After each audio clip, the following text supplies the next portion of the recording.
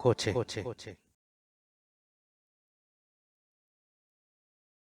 리뉴얼 카페는 철거를 잘해야 비용을 줄일 수 있다. 이 인테리어는 돈을 갖다 바르는 겁니다. 이렇게 하면 아무것도 안 돼요. 돈만 들어간 거예요. 지금 바깥에도 그렇고 안도 그렇고 전부 다 아무것도 안 하고 돈만 바른 거예요. 돈을 벌려고 인테리어를 한다는 얘기죠. 근데 우리가 추구해야 되는 길은, 호칭에서 제가 얘기하는 길은 뭐냐면 돈을 들이지 않고 형태를 바꾸는 거예요. 이게 철거가 오래 걸려요. 그럼으로써 철거가 끝나면 인테리어 할 게 별로 없어야 된다는 얘기예요. 그래야 줄일 수가 있고, 그렇게 줄인다면 선생님이 생각하시는 1억 미만으로 하실 수 있습니다. 카페는 감성을 파는 곳이다. 감성은 컨셉에서 시작된다. 국밥은 음식 비중이 커요. 근데 카페는 그거하고 틀려요. 카페는 여러 비중이 모여서 감성이라고 하나에 하는 그 하나를 만들어야 되는 작업이에요. 메뉴도 모이고 인테리어, 이 모든 걸 다 돈을 썼는데 감성으로 모이지 않으면 망하는 거예요. 카페의 핵심은 감성이니까. 호텔에 갔을 때 특급 호텔에서 40~50만 원 주고 먹는 이유가 뭡니까? 공기가 틀리겠어요 과연? 아니지. 내가 맞는 자신이 그거 공기를 다르게 느끼지. 그게 감성이란 말이에요. 수준이 높을수록. 그럼 이 감성을 찾아줘야지 되는데, 이 감성은 어느 하나에서 손님을 끌어당기는 것이 아니기 때문에 이거를 묶어줄 핵심이 필요한데, 그 핵심이 컨셉이다. 배달과 매장 손님의 니즈는 다르다. 배달은 기본적으로 이렇게 봐야 돼요. 덕분인의 마인드가 손님의 덕분이다라는 사실을 일단 아는 거잖아요. 네. 손님의 덕분이니까 내가 손님을 위해서 뭔가를 다 모든 기준을 맞추겠다라는 거 아니에요. 그렇죠. 그게 덕분인의 마인드. 손님에게 감사하고 손님을 위한 생각을 하고 모든 걸 준비하겠다는 건데, 그러려면 이제 제일 먼저 알아야 될 게 손님이 누군지를 알아야 돼요.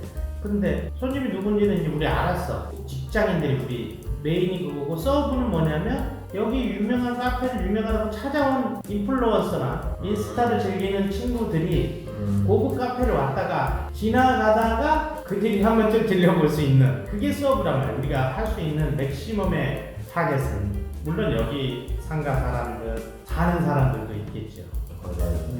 있지만 그 사람들이 주 고객이라 하죠. 서브의 서브라. 그들이 이런 거를 매일 즐기고 이러지는 않을 거니까. 그래서 타겟이 정해졌잖아요. 그럼 그 타겟이 무엇을 원하는지, 그 손님의 니즈를 찾아서 카페를 어떻게 할지 결정하는 게 그 관점이라는 거지. 그게 이제 덕분인의 마인드거든요. 그 대상이 무엇을 좋아하지? 라는 관점이 덕분인의 마인드의 결론이에요. 그럼 그 관점에서 탄생하는 게 컨셉이란 말이에요. 그러면 이 손님의 니즈, 우리 집을 찾아왔어. 매장에서 가져가는 손님의, 테이크아웃 손님의 니즈와 배달을 하는 사람의 니즈가 같을까요? 다를까요? 지금 우리 여기 같은 경우에는 메인 타겟은 우리 카페가 갖고 있는 자체의 컨셉, 거기에 메뉴 컨셉이 다 포함되는 그 컨셉이 마음에 들어서 오는 거죠. 맞죠? 배달은 그거하고 상관없죠. 그렇죠. 배달에 맞는 컨셉이 따로 있어야 돼요. 말 그대로 싸야지. 그렇죠. 이런 거죠. 네. 내가 그 집에 식빵 하나 먹고 싶다. 배달 좀 시켜. 이런 손님한테 배달을 해야 돼. 그럼 그 사람, 야 배달 시켜라 그러면 배달을 해야 돼. 니즈가 같잖아요. 그렇죠. 근데 커피가 먹고 싶어가지고 이리저리 이렇게 서핑 우리 집이 뭐 식빵도 있고 있대. 해서 주문을 하는 사람은 니즈가 완전히 다르죠. 그렇죠. 그런 사람은 내 거를 좋아할 확률이 현저히 떨어진다고. 왜 그러냐면 컨셉 이해가 안 됐기 때문에. 그냥 가격만 싸야 되는데 가격으로 싸서는 선생님이 안 남는단 말이에요. 이게 실질적으로 배달은 많이 안 남아요. 거의 수수료가 많이 떼는 것 같아요. 수수료도 떼고 이거를 구조가 안 남게 돼 있어. 왜 그러냐면 가격이 비싸면 일단 안 팔려. 안 팔리고 싸면 안 남아. 이게 양날의 칼이니까. 그렇죠. 근데 우리 집 거를 아는 사람이 그거를 시키려고 할 때 그 사람한테는 우리 집 컨셉을 바꿀게. 가격이 뭐든 남 집이 싸든 아무 상관없이 우리 걸 다. 그러니까 내가 그 가격 그대로 배달료만 얹어서 받아도 나는 이문이 그대로 남는단 말이야. 네. 그렇게 되려면 좋은데, 일반 배달의 니즈를 가지고 있는 사람이 이 가격에 이거를 그 사람들처럼 사 먹겠느냐? 안 사먹는다는 거예요. 모르니까 왜 이렇게 비싸 이렇게 되는 거예요. 자, 그런데 여기에 있는 사람이 그거 배달 좀 시켜라 이럴 이유가 없어. 오니까 여기는 주 고객층이 충분히 걸어서 테이크아웃 할 수 있는 한정이 있는 거예요. 그 바깥의 바운더리를 타겟으로 정해서 승부를 보지 말라는 거예요. 그러니까 매달이 필요 없어요. 여기는 매달을 하시려면 매달 만에 따로를 하시면 돼요. 달라! 다른 사업장이야. 브랜드 이름이 네. 우리 컨셉을 알 필요도 없어. 그래서 거기는 식빵이 반값이야. 거기는 수제가 안 들어가. 다 싸. 달라 브랜드가. 내가 주방만 같이 있을 뿐이야. 이럴 경우에 그 손님의 니즈를 공략이 되겠어요, 안 되겠어요? 된단 말이에요. 이렇게 다른 거예요. 왜? 손님의 타겟이 다르니까. 단점 없는 가게는 없다. 시간이 필요할 뿐이다. 작년에 제가 한 30 그렇게 해가지고 작년 한 해 통틀어서 좋은 자리입니다 생각해서 말했던 게 딱 2번 있었어요. 그러니까 좋은 자리를 전문가가 아닌 다음에야 좋은 자리를 선택할 수 있는 확률은 거의 없다고 봐야죠. 그건 진짜 운이 좋은 거죠. 자리가 좋냐 나쁘냐는 아까 말씀드렸죠. 아, 여기는 진짜 우리가 흔히 얘기하는데 간판을 거꾸로 걸어놔도 손님이 온다라는 자리. 그런 자리는 쉽지 않습니다. 그럼 누가 봐도 좋단 말이에요. 누가 봐도. 어떤 사람은 좋고 어떤 사람은 나쁜 것은 좋은 게 아닙니다. 100명이 와서 100명 다 좋다 그러면 좋은 자리인 거예요. 그런 자리를 선생님이 아무리 돈이 많다고 해서 쉽게 그걸 갖고 있는 사람도 도전하기가 좀 어려워요. 특별한 자기 철학이 없이서는. 돈만 보고 쫓아서는 되는 문제가 아니다. 이게 장사를 해가지고 카페로 손님이 들 거냐? 이거는 아주 고단한 싸움이 시작되는 겁니다. 선생님들의 경우엔. 이 자리의 단점이 접근성이에요. 이게 접근성이 다른 데는 쉬운 데 비해서 경쟁 업체에 비해서 접근성이 많이 떨어진다는 최악의 단점을 갖고 있어요. 그러면 그 접근성이 없다라고 하면 남들이 바로 오픈해서 성공할 때 나는 6개월 걸리고 1년 걸릴 수 있다라는 거지. 그때까지 참아낼 수 있는 나의 인내력이 있다면 해도 돼요. 그러니까 이거는 무조건 미리 준비한 자만 올 수가 있는 거예요. 여기를. 카페에서 술을 파는 것은 장점보다 단점이 더 많다. 커피를 마시러 오는 손님의 니즈와 맥주를 마시러 오는 손님의 니즈가 같아요, 틀려요? 그러죠. 맥주를 마시러 오는 손님은 맥주집으로 가죠. 커피를 마시러 오는 손님은 커피로 오죠. 그럼 그 한 사람이 맥주를 마시고 있으면 다른 사람이 봤을 때 이 집은 맥주를 또 파는 집이 되죠. 그죠? 그러면 맥주만 마시러 오기도 하겠죠. 니즈가 어떻게 되냐면 한 사람이라도 니즈가 2개로 쪼개진단 말이에요. 내가 이 좀 분위기 좋은 집에서 나는 술도 많이 안 마시니까 나는 이 집에서 맥주 마실래. 나는 한두 잔이면 돼. 분위기 있게. 그러면 그 집이 어떤 집이 되느냐? 커피숍이 안 돼요. 애쓰게 비싸게 만들어 놓고. 자, 2번째. 그게 매출이 나오느냐? 안 나와요. 손님도 안 좋고. 당연히 커피도 마시고 맥주도 마신 손님한테는 좋지. 하지만 그 마시는 손님의 옆에 있는 손님은 안 좋지. 100% 목소리가 커집니다. 옆에 있는 손님이 눈을 감는데 그 사람 앞에 술병이 있어요. 근데 매출 떨어지는 소리가 들리는 거지, 그때부터. 제가 이거를 안 해봤을까요? 한 번 해봤을까요? 매출이 오를 수 있다면 넌지스는 다 해봤을 거 아니겠어요? 결국은 안 돼요. 결국은 좋지 않아요. 그것이 되는 데는 특별한 곳에서 돼요. 특별한 니즈가 존재하는 곳. 어떤데요? 이태원 같은데. 그런 브런치 카페에서 맥주와 음식을 공유할 수 있는 카페. 이런 데서 돼요. 올리 커피숍에서는 안 돼요. 왜 맥주를 안 팔겠어요? 어리석은 일이에요. 니즈가 틀려요. 술은 취하려고 마시는 거예요. 뭔 소리 다 해도 소용없어요. 맥주 한 병 마시면 취해요. 맥주 한 잔이면 음주 단속 걸려요. 커피를 마시면 어떻게 돼요? 정신이 맑아져요. 카페인 때문에. 카페는 시설업이 아니다. 스터디 카페는 시설업이다. 펜션은 이제 시설업에 속하잖아요. 그죠. 시설을 지어놓고서는 손님이 와서 돈을 버는 건데 시설이 자꾸 시간이 지날수록 노화되죠. 그래서 시설업은 시설업에 한계가 있는 거예요. 손님이 그 시설을 보고 오기 때문에. 그래서 스터디 카페, 북 카페 이런 데는 카페입니까 시설업입니까? 이게 시설업이란 말이에요. 아, 그런 게요? 그게 시설업에 속한단 말이에요. 시설을 해놓으면 사람들이 와서 거기 뭐 내가 공부를 하는데 뭐 주인이 있어서 커피를 내줘요, 바리스타가 있어, 뭐가 있어요, 그죠?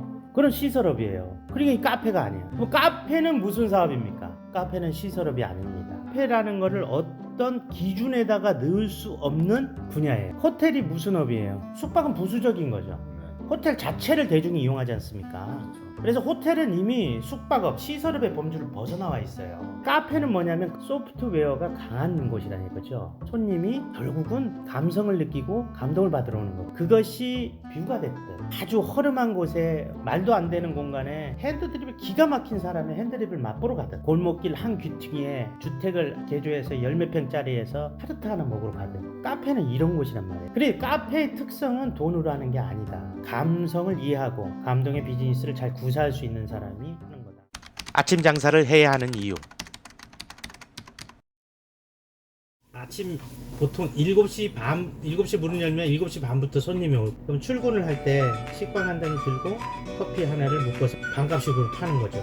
테이블 놓고 팔면 제일 좋고 나중에 들어와 있으면 돼요. 이거를 3개월 이상 3개월 전에는 이게 된다 안 된다 판단하지 말라는 얘기 하는데 3개월이 지나면 대부분 어떤 현상이 벌어지냐면 손님들이 습관돼. 하루 매출의 반 이상이 그때 나. 나는 잠깐 한두 시간 일하는데 하루에 매상이 반이 나오니까 하루 기분이 없어. 오늘 먹고 살 거 확보해서 남은 덤이야. 얼마나 기분이 좋아. 그렇죠.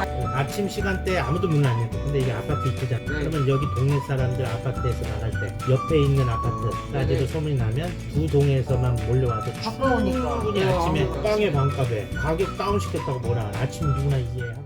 반셀프 기술자를 내가 사는 곳에서 찾아야 하는 이유.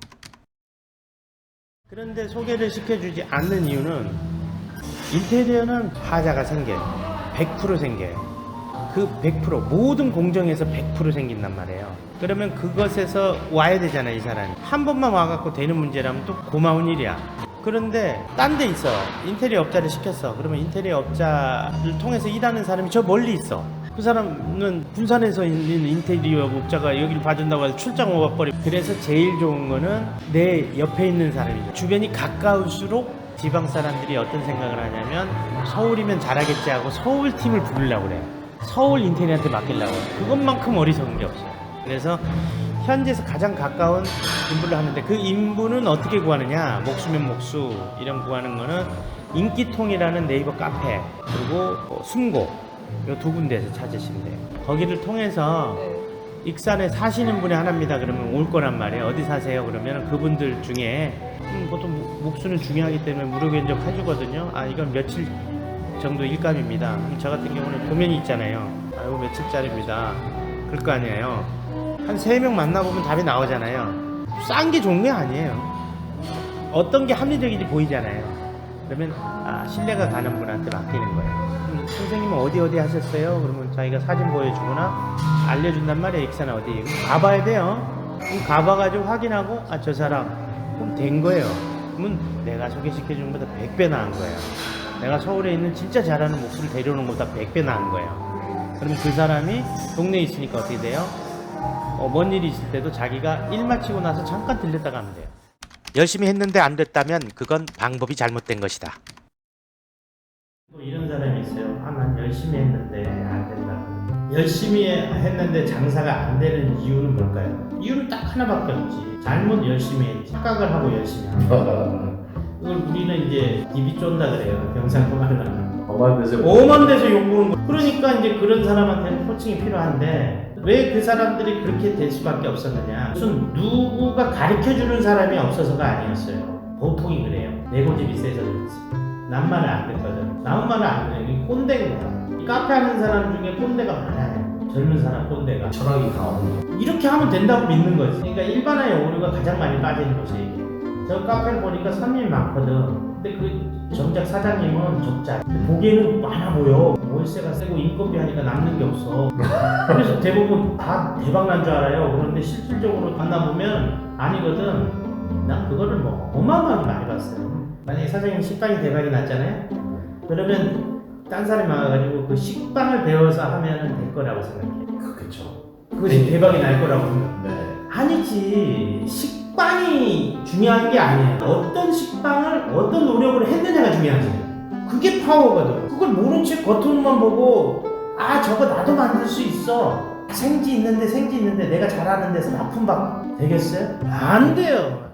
성공하고 싶다면 니즈를 찾아라. 좋은 사업의 모든 기본은 딱 하나입니다. 니즈예요. 손님이 원하는 거를 찾아서 계속 그쪽으로 들고 파는 게 사업 성공의 비법이에요. 간단해요. 그런데 왜 카페를 그렇게 많이 망하느냐? 카페만 고집과 생각이 엄청 실이 많아. 국밥집을 해도 국밥집 하려는 사람은 어떻게 하면 손님들이 맛있을까? 손님들이 서비스를 좋아할까? 어떻게 하면 좀 더 맛있게 할까? 손님들 편하게 할까? 이거 생각하거든. 카페는 안 그래. 사장님도 안 그러잖아요. 이상하게 카페 하는 사람들은 안 그래. 왜 그럴까요? 쉬워 보여서. 그리고 그게 꿈이고 고상하고 수준이 있다 보니까 자기 자신을 버리지 못하는 거예요. 식당, 국밥집은 이미 다 버렸어. 근데 카페 하는 사람들은 욕심이 많아. 못 비웠거든.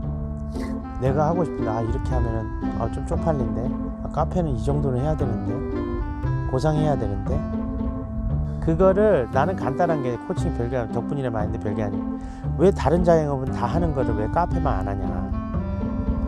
장사로 돌아가라. 사업의 기본으로 돌아가라. 경영의 기본, 마케팅의 기본으로 돌아가라. 니즈를 찾아라. 대박을 원한다면 시간을 내 편으로 만들어라. 편법이나 이런 걸로 잘 되는 사람들 10년 넘은 사람 못 봤어요. 시간을 내 편으로 만들 수 있어야 돼. 대박은 느리게 오거든요. 대박은 머리로 하는 게 아니에요.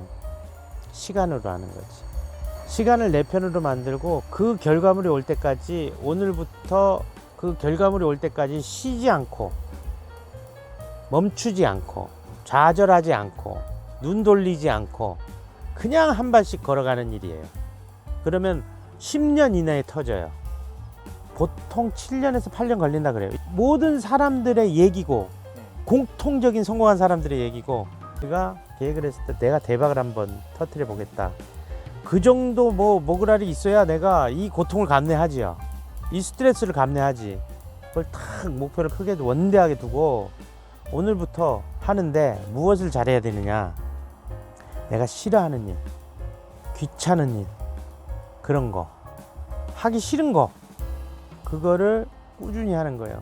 내가 하기 싫은 일을 매일매일 하는 것이 성공의 비법이라는 걸 알았다고. 그러려면 시간을 내 편으로 만들 줄 알아야 돼요. 그래서 자고 우면하지 않아요. 셀프 서비스, 풀 서비스, 그리고 하프 서비스. 진동배 셀프 서빙, 그걸 셀프 서비스라 그래요. 사장님이 갖다 주잖아요. 그럼 풀 서빙. 풀서빙. 그 중간이 하프 서빙. 어디 가서 서빙이 어디까지? 네가 주문하고 가져는 가. 내가 치워줄게.